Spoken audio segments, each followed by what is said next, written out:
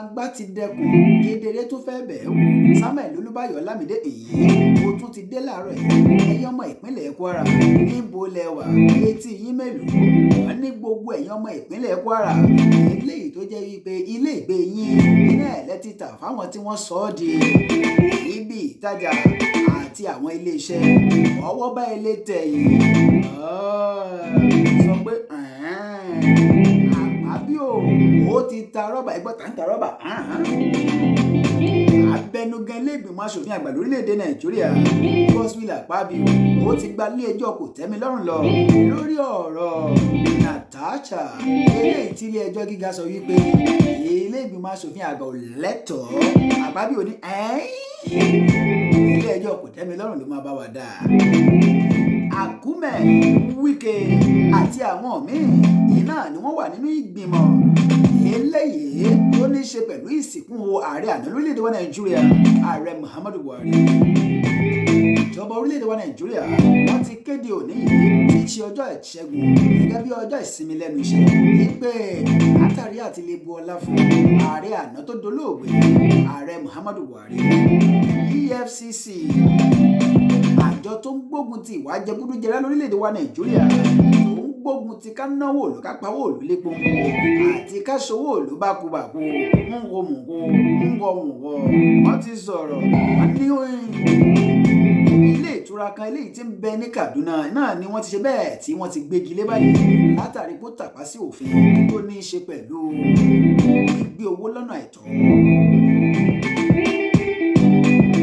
Happiest birthday, our pinkest jet, Temiloluwa Esther, the princess of Barrister Ṣẹ́gun, and Mrs. Mary Adesanya. Temiloluwa pé ọdún kan lórí ilẹ̀ alààyè lónìí, 15th July 2025. Àdèmá Parí ní Saturday, 19th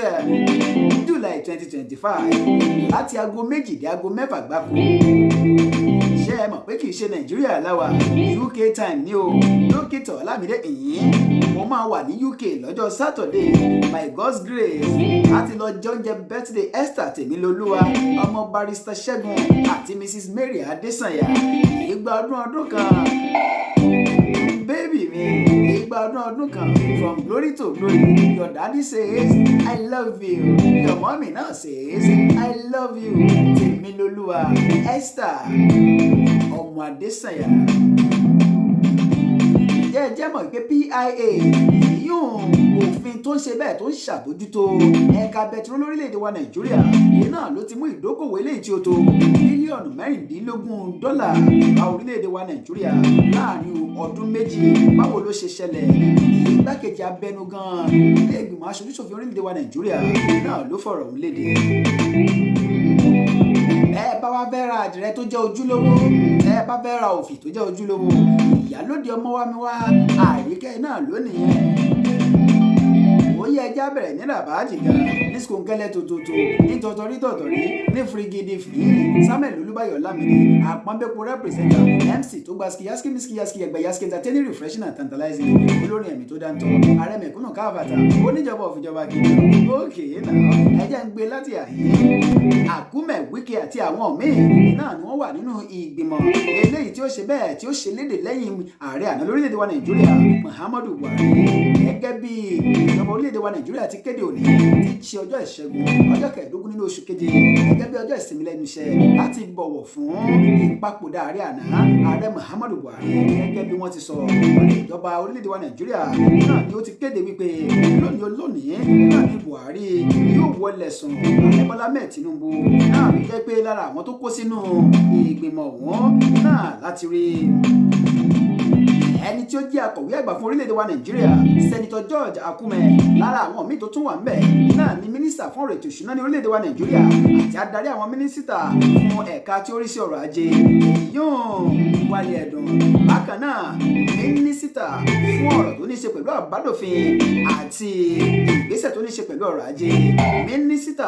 fún ẹ̀ka ètò ààbò lórílẹ̀-èdè wa Nàìjíríà, mínísítà fún ọ̀rọ̀ tó ń lọ àti ìtanilólobó lórílẹ̀-èdè wa Nàìjíríà, mínísítà fún iṣẹ́ ṣíṣe ní orílẹ̀-èdè wa Nàìjíríà, mínísítà fún ọ̀rọ̀ abẹ́lé lórílẹ̀-èdè wa Nàìjíríà, mínísítà fún olúùlú ilẹ̀ wa lórílẹ̀-èdè wa Nàìjíríà, mínísítà fún ọ̀rọ̀ iléègbé àti ìdàgbàsókè àwọn ìlú ńlá àti bẹ́ẹ̀ bẹ́ẹ̀ lọ ń bẹ ò nínú ìgbìmọ̀ ọ̀hún. Bóyá ní ìpínlẹ̀ Kwara ìjọba ìpínlẹ̀ Kwara náà ló ti sọ wípé ká máa gbé ilé ìgbé ká máa sọ di ilé iṣẹ́ èyí náà ni kò ṣe bẹ́ẹ̀ tí kò bá òfin mu wọ́n ní ìbámu pẹ̀lú òfin eléyìí tó ní í ṣe pẹ̀lú ọ̀rọ̀ bá a ti ń kọ́lé lórílẹ̀‐èdè wa Nàìjíríà náà ni wọ́n fi ọ̀rọ̀ léde o wípé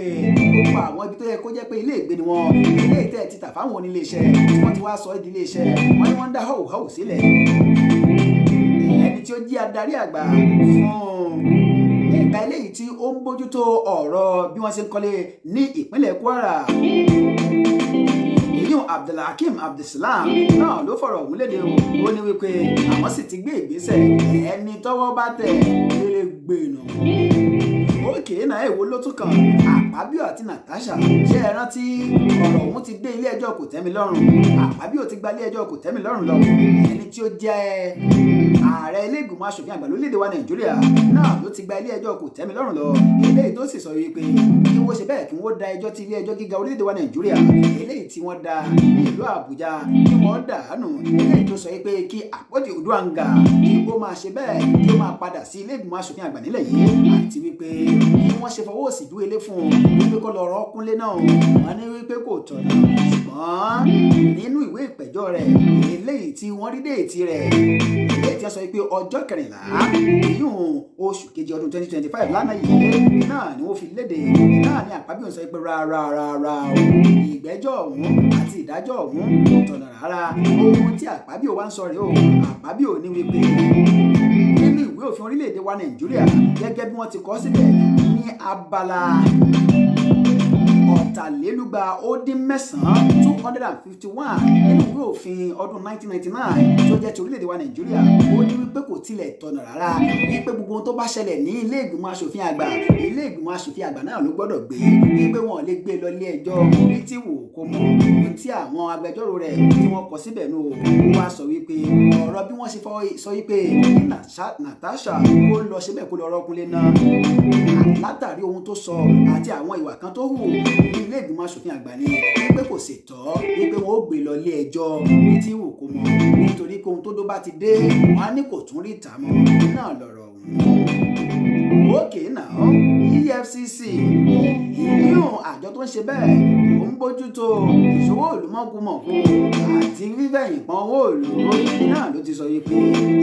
ilé ìtura kan ní ìpínlẹ̀ Kaduna wọ́n dárúkọ ẹ̀ síbẹ̀ gbangba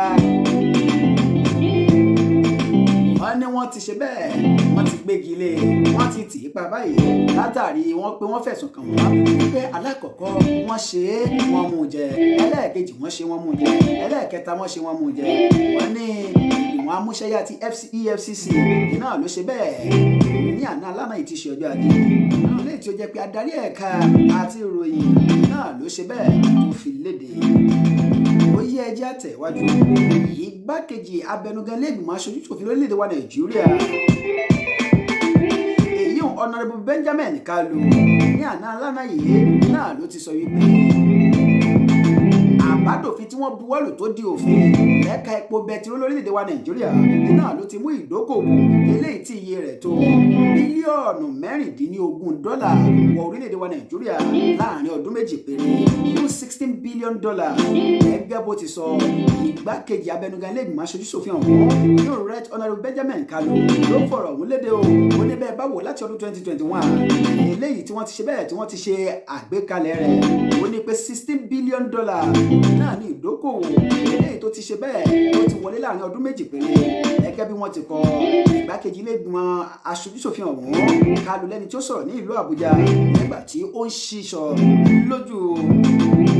ìpàdé ọlọ́jọ́ méje kan eléyìí tó ní ṣe pẹ̀lú ọ̀rọ̀ òfin eléyìí tí wọ́n gbé kalẹ̀ fún àwọn ẹ̀ka òkè ẹ̀ka àárín fún àwọn òṣìṣẹ́ eléyìí tó ń bẹ ní ẹ̀ka epo bẹtiró ní ìlú Àbújá náà ló sọ̀rọ̀ wọn ó ní bí ẹ bá wo PIA yìí ó ní ṣe wá ní dáadáa ẹ wò ó ọ̀rọ̀ pọ̀ nínú ìwé ìkọ́bọ̀ èwo ló tún kù ìyálóde ọmọ wa mi wà àríkẹ́ iná ní sure plug bẹ́ẹ̀ bá fẹ́ ra àdìrẹ ojúlówó bẹ́ẹ̀ bá fẹ́ ṣe bẹ́ẹ̀ bẹ́ẹ̀ bá fẹ́ ra òfì ojúlówó tàbí ẹ bá fẹ́ ra àwọn yẹríǹgì àwọn ẹ̀gbà ọwọ́ nǹkan kan bẹ́ẹ̀ bá fẹ́ ra irun ilé ìta fi ń ṣe irun ní o nínú tàwọn obìnrin ìyálóde ọmọ wa mi wà àríkẹ́ náà ní sure plug Samuel Olúbáyọ̀ Ọlámidé ló kọ mi àwọn pẹ̀pọ̀ representer MC tó gba skiyaski ẹgbẹ̀yaski entertaining refreshing and tantalizing olórin ẹ̀mí tó dáńtọ́ ààrẹ mẹ̀kúnnù káàbàtà oníjọba of ìjọba kingdom world icon of peace ó ṣe kẹ́ni ó dàbọ̀.